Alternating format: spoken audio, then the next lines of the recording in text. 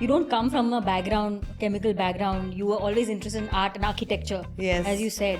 So, what really piqued your interest in the whole journey of building Soulflower? So, actually, I think I knew what I wanted to do when I was 6 years old.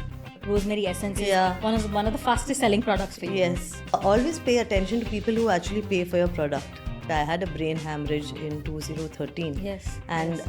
When I had a brain hemorrhage, obviously it was a subdural hematoma, which is they have to kind of cut open a part of your head and remove the blood. And if you had to rewrite the marketing playbook for that, what would that look like? We were finished. Soulflower was finished. Yeah. And then we had to restart because we didn't even have that kind of insurance and things like that. But you just restarted and rebooted yourself Yes. all over again. Yes. So it's like you want to prove it to yourself.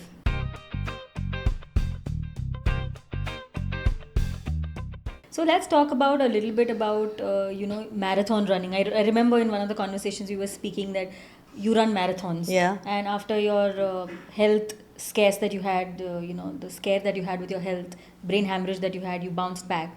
How does marathon running actually help you to build a business, or does it even help you in terms of thinking of ideas for your business? So I think how it's helped me is that I have been a fatty girl all my life, a fatty child and a fatty girl who never did any sports. If you go back to my school, Bombay Scottish, they'll say yes, Natasha Tuli was always not doing any sports and she used to sit because I was never into sports. I was never into any kind of athletics or anything.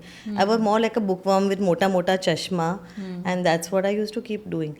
Now I think that the tenacity is that when I grew up and I realized that no, this got to change.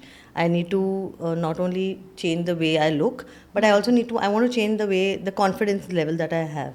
So I started going for walks, I started doing yoga and exercise and all those kind of things. In fact, in my college, I used to do like fashion shows and all that, runway shows and all, just to build confidence. See, you've got to face your fears. Yeah. And this is how I got into marathon running. It is totally accidental. I think in my life everything is accidental.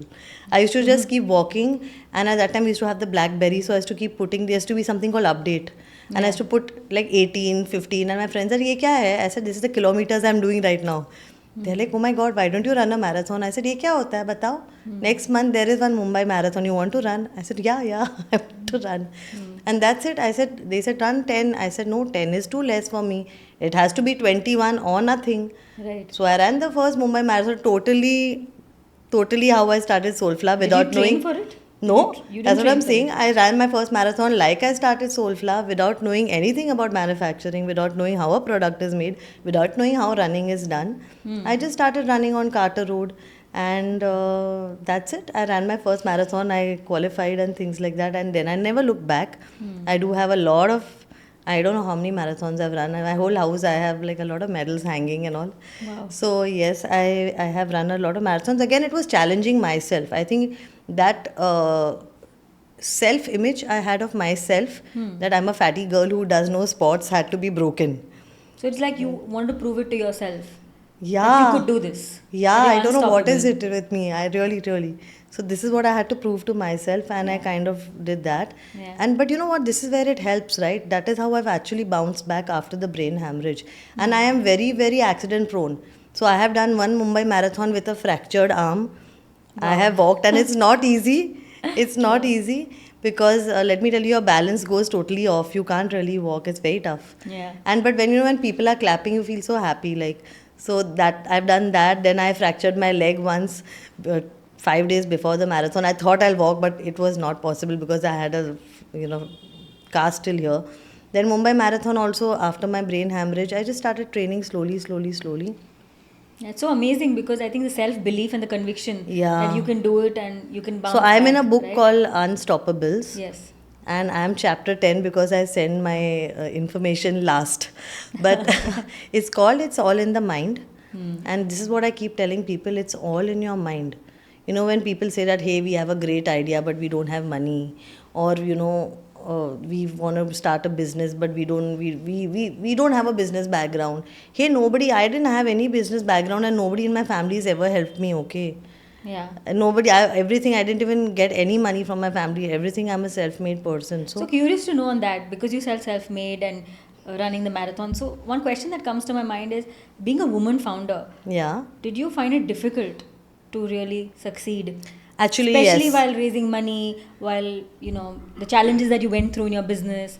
Because with women founders, it's a known fact that See, less women than founders, 1% yeah, get funding. women founders are like helpers in businesses.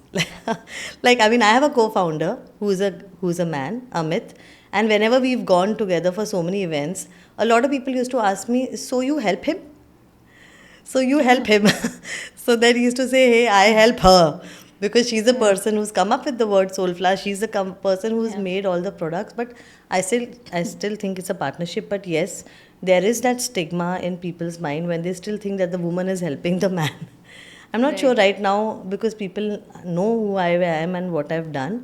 But Yeah. earlier on, of course, it was. Because it's very difficult to raise money, especially when it comes to women founders, and for the fact that because they have to manage responsibilities at home, or they become parents, and getting back into careers or building careers becomes difficult, and hence less than 1% of the women actually get funding. Really? I didn't know Yes, that this. these are statistics like out in the I'm public. the 1%. Yes, you're probably in the 1%. Hey, you know what? These are the women को ना पैसे की ज़रूरत ही नहीं होनी चाहिए. खुद से करो यार business. Let the men go and raise and dilute their equity. So I mean, it's, of course, what I'm saying is a joke. Yeah. But I think times are changing. Yeah. I meet so many women founders. You don't have to be able to choose. You should not be able to have to choose. Okay, I want to do this and this. I think it comes from inside you.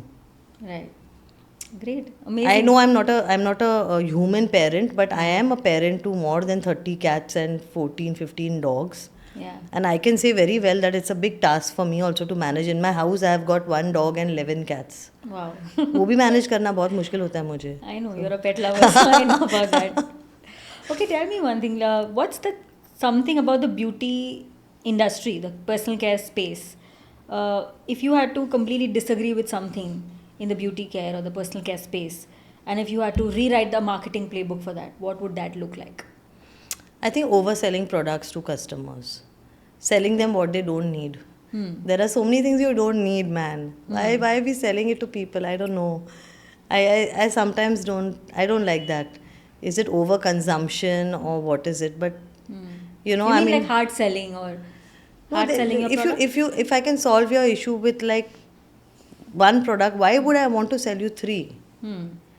Okay, so you'd like to rewrite those rules, perhaps. I would like more honesty. I would like more transparency. I would like more stringent FDA rules. I do write a lot about this because in this country, the FDA rules are different in every state, which is not fair. And that becomes even challenging while you're. So if you have a launching these new manufacturing products. unit, say in Maharashtra, I find Maharashtra the toughest FDA to go through. So for example, if I want to make a product, I have to even register the name of the product. Say Soulflower rosemary essential oil has to be registered. Tomorrow, I can't even change that name. Right? But if you go to an FDA in other parts of the country, say in Delhi, you don't need to have the name. You can just give the product formula. उसके बाद नाम कुछ भी लगा लो. So I feel that being such a big country, we should have some uniformity in the compliances for sure. Now let's take a moment to understand how your personality is shaping the brand, right? Like we spoke a lot about the business, the regulatory compliances, your product, and how you're reinventing the wheel with, of course, Wipro VC backing you guys. You also spoke about tribals being a part of a strong pillar of your ecosystem. Yes. Let's talk about a little bit about what's something about your personality that's really found its way into the Soulflower brand. So why did you ask this question? Because it's very interesting to understand that, as you said, that people connect with products and they buy products which you would connect to. If you don't connect to a product, whether it's an influencer, as you spoke, right, you wouldn't endorse it. But today it's happening the other way around. So I'm curious to know about what's your personality that is actually finding its way into the Soulflower family. I mean, it's a very interesting question because I believe that true founders always put a part of their soul in their company. वो जैसे वो company वो चलाते हैं या जैसे वो company बनती है, it has aspects of their personality in it. You know, I believe this. Absolutely. And I think there is a lot of personality, my personality in Soulflower. We are bright. I like colors. I love colors. And I don't mind speaking up, even sometimes I may be wrong. So I generally, as a brand, I don't go with the flow. When everybody is saying, hey, you know, don't you use only this product, I don't even sell a sunscreen. I have different kind of things to say about what you must use and do. I don't go with the flow के भी सब लोग ये बेच रहे तो मैंने भी वही बेचना चाहिए, you know. So I think that is similar to my personality. And the cockroach personality is also there in Soulflower, because Soulflower has also changed over the years. You asked me one question was earlier that what are the things that we went through. So Yeah. there was once a flood in Mumbai, and I remember our warehouse was on the ground floor, and everything melted. Everything just melted in that flood, and we were finished. Soulflower was finished, Yeah. and then we had to restart because we didn't even have that kind of insurance and things like that. That was one time. Then COVID is a time when we were again finished.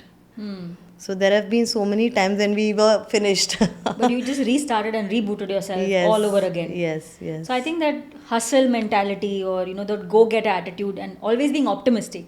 Because when I met you, I think you're a very optimistic person. Yeah. when- That's after true. meeting Actually, you. I left that. Yeah, I forgot that. Yeah. So positivity. I think positivity Yeah. is something that is in me. So even for your products to work, you should actually believe in it, no? Of course. I told you about my brain hemorrhage. I think I recovered because I believed that I could recover and I could run the marathon, so I became fine. Yeah. There is a lot of things that I think we haven't yet completed the studies of the mind, so we don't know the power of our mind. So even for Right. products, when somebody, actually my customer, when they buy my product, they believe कि ये product है, ये चलेगा, and it actually grows your hair. So that is also Yeah. some kind of positivity, right? If you're going to use the product and say no, this is not going to work for me. Yeah. It But will not work. is there a moment that where you felt like you wanted to give up, but you almost pulled through? Every day. Yeah, because as founders, we always we feel like, oh, we just want to give up. The today. problem is that if I give up, what will I do? See the problem. So yesterday only I read a very different question. It said that if all jobs paid equally, what job would you do? So I was thinking, That gets me thinking as well. yeah. So if we could make the same amount of money for everything, what would I do? I think I would still be doing Soulflower. So, getting up and going, I think that is also a motivator. Yes, you get struck down every day. In today's business world, you don't know what's happening tomorrow, right? You don't even know what's going to happen in the evening. Yeah, so what motivates you? How do you keep yourself motivated? Are you self-motivated, or do you need external motivation to motivate you? No, I think I'm self-motivated. I think what motivates me, honestly, is my personality. I like to do something new. Doing the same old thing kind of bores me. So say something has happened and I've had a bad day, I start thinking about something new. So like now, yesterday I was thinking, Diwali aa rahi hai, what is the new stuff I have to make for Diwali? Something new I'll think of, Yeah. Or the same old, how can I present this in a new way, or how can I repackage, how can I reformulate my product? Something new, and then I'm back to my normal self. Good. And what is the new thing you're currently dabbling with? Oh, there are so many things. Tell us a few, maybe. So I'm just back from Korea. I was in Korea for 10 days, and I just realized that yes, everyone is so crazy about Korea and Korean ingredients and Yeah. products. But there are a lot of properties that are similar to the Indian ingredients that we have. Yeah. So they have Sika, we have aloe vera. They have ginseng. We have got ashwagandha. It's similar. So there are so many things. In fact, I had carried some samples. All those Korean people snatched away all my samples. And Korean people came to us and took pictures with us saying that your hair and skin is so beautiful. So this has given me a lot of ideas. What I realized is that the way they present their product is very nice.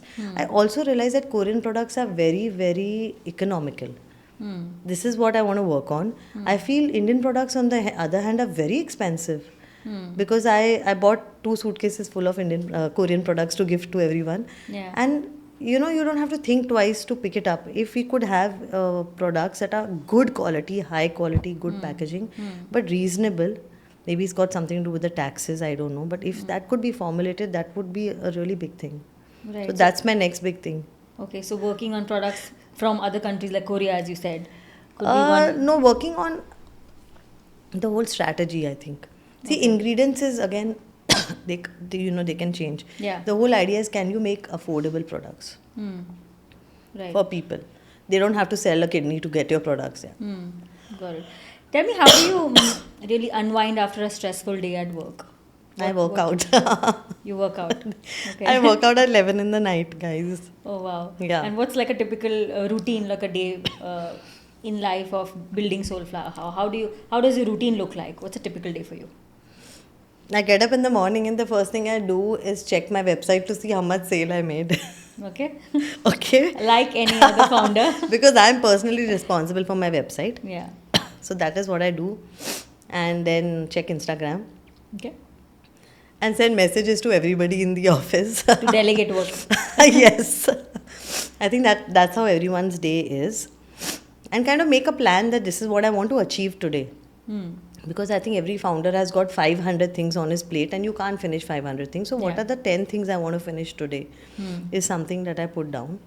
Okay. And once I'm back from office, like I told you, I play with my cat and my dogs Yeah. and I work out. When I used to actively train for marathons, when I'm actively training, then of course I work out at 5 in the morning. Okay. But I don't get sleep. So I'm you're awake a at 2, 3. You're a late night person. Actually, yes. Okay. So, Natasha, very curious to understand the chapter that you have in your book.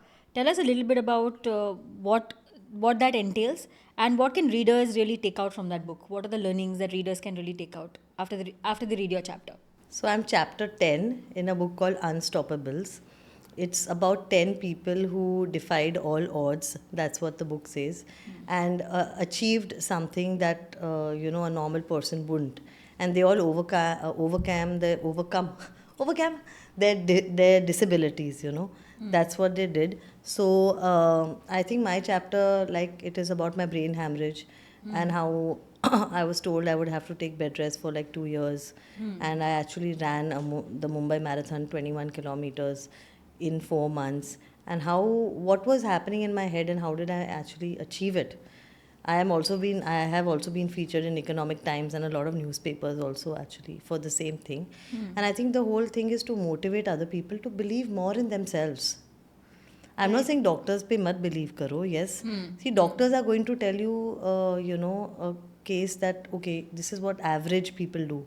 But if you're above average, then you're definitely going to respond in an above average way. So if you believe in yourself, I think nothing can stop you. Right. And tell me, what is that one thing that really kept you going in your toughest days?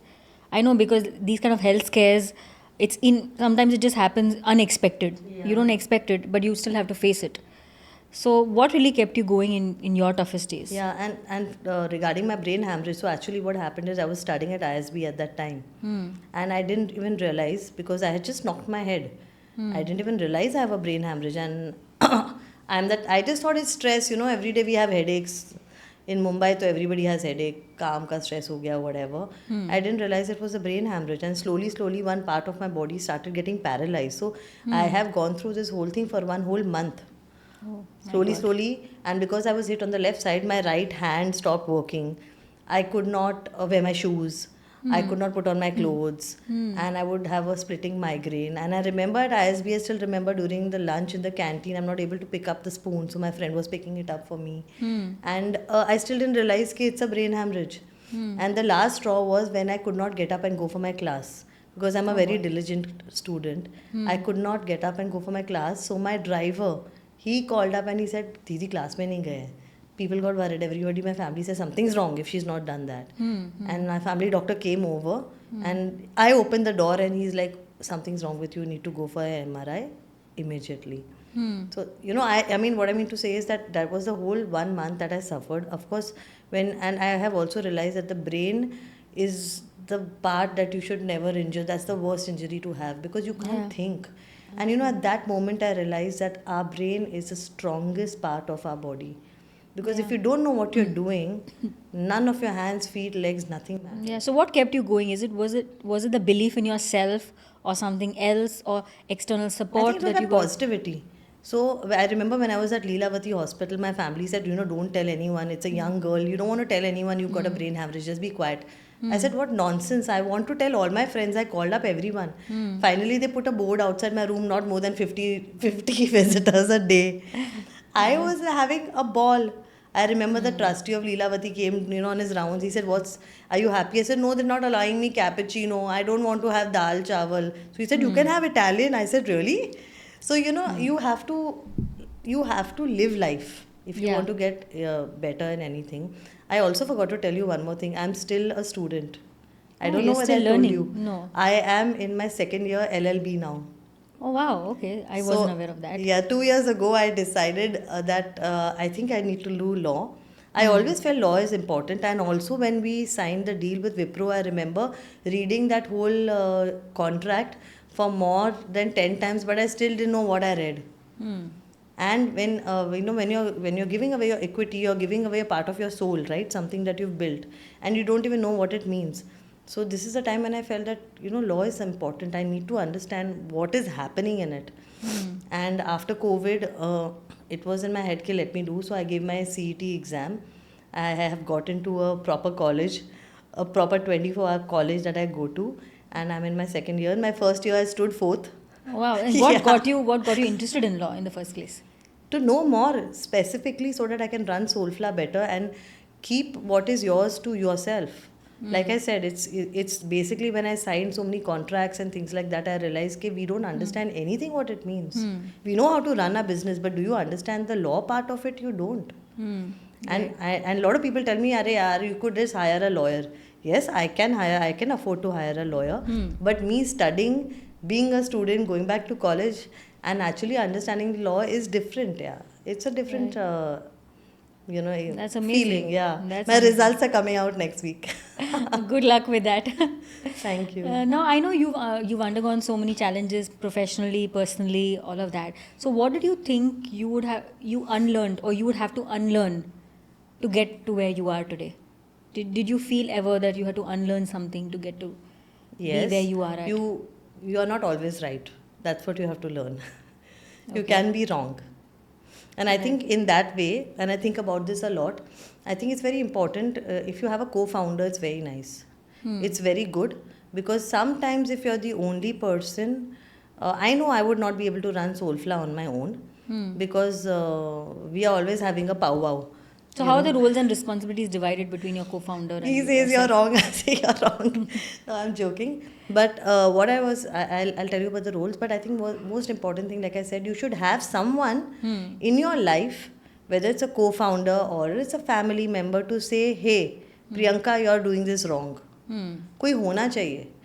If you don't have anyone to criticize you in your life, you will be like the emperor without any clothes. So you don't want to be that way. And regarding our roles, so I am of course the creative head. I'm the formulation person.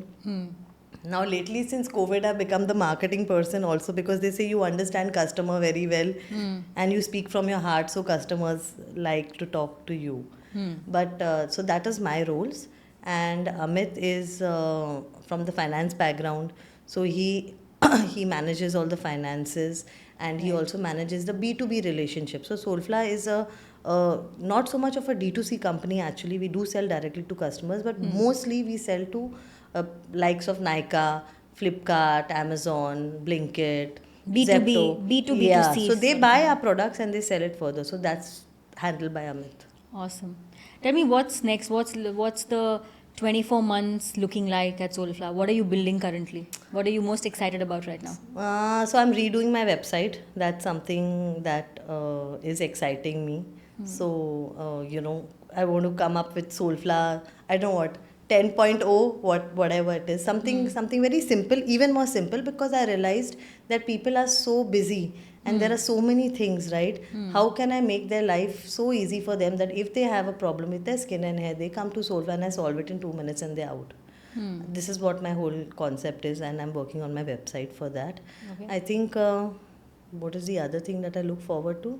Did you say what was the question? Like, you what asked? are the things that you're working on right now with your business? Like in the next 24 months, 2 years, what the does the other thing that roadmap look like? the other thing that we're doing is we are planning to raise more funds. because I think there is lot more scope for Soulflower to grow Hmm. and so much more for me to do.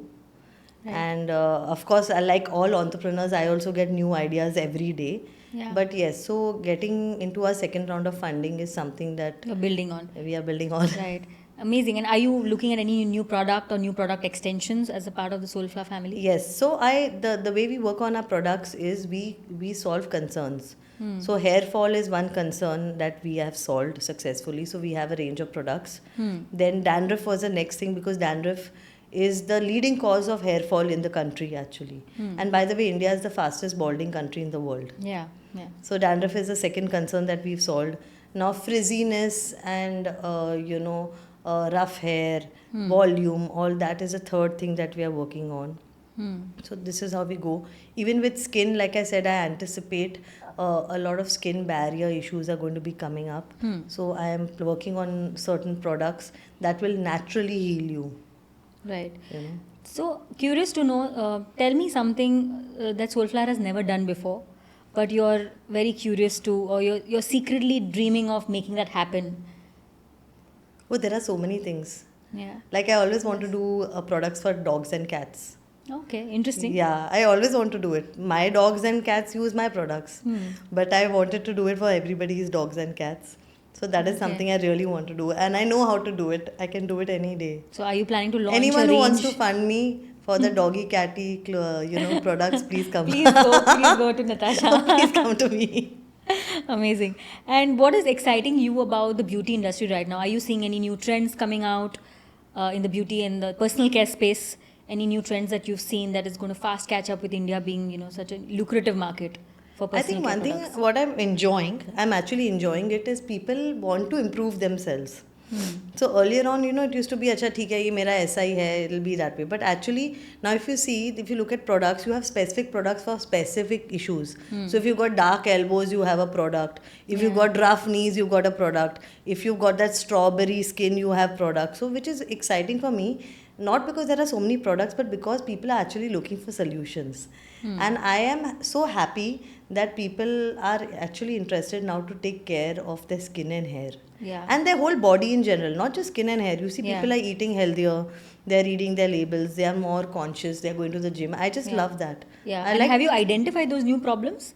Like I know market research has played such an important role, again, integral part of Yes. you building the brand. So have you identified any new problems with consumers that you're building for currently? So one thing is that because we work with all the partners, right? Soulflower is available every channel. We get a lot of data from all these channels. Say like Amazon, Flipkart. Yeah. And also I sell in 10 countries. So even we get a lot of data from their back end. So you also get to know what people are searching for, and you also get to know what people are unhappy with. So I can tell you what people are unhappy with. People are not really so happy with skincare products. People are not so happy with shampoos. People are not so happy with the serum. I think I'm one of your customers for shampoos. No shampoo really suits me today. See, so Yeah. that is what I've seen. So either it's like, even I've seen the hair serums, or the people are not really happy. They say either it's too oily, or it has a very strong fragrance. So I kind of understand what people are unhappy with. Yeah. And like I said, if there's something missing in their life, if I Yeah. can identify it Yeah. and plug it in, that would be the next product of Soulflower. Okay, awesome. You also mentioned about exporting to 10 countries right now. So what advice would you give young entrepreneurs who are watching this show today? What are the 3 things that they should do while they are expanding their business, say, to international markets? So I think the first thing what you would do is, if just start selling on Amazon. Amazon is in most of the countries, and that's what we did. I am the poster girl for Amazon. I've made a lot of videos for them also, where we talk about how easy it is to actually get onboarded, and you can start selling through Amazon. So I sell through Amazon in Japan, in UAE, in Saudi, Australia, Singapore, US, Yeah. all through Amazon. Yeah. It's not offline, and I think it's safe. Yeah. So why I'm saying that, because you're starting for the first time and you want to test the market, the best way is to start with Amazon. We are of course blessed, like Amazon in Saudi and all, they buy our products, but that is because our products have a demand. But at first, when you start, you'll have to probably send the products yourself and things like that. But that was the right way to go. once your products get, you also understand the product market fit, what is working, not what is working, then you can start going and trying to look for a distributor or a retailer to kind of, sell your products. Got it. Amazing.